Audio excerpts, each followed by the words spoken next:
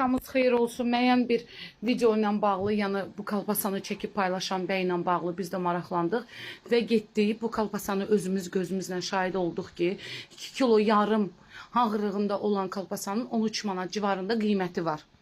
Bu necə olur ki, bugünkü günün statistikaya görə mal ətinin qiyməti əgər 17 və yaxud da 20 manata qədərdirsə, burada 2 kilo yarım Rusiyanın kalpasası adında satılan bir kalpasanın qiyməti bu qədər ucuz olsun.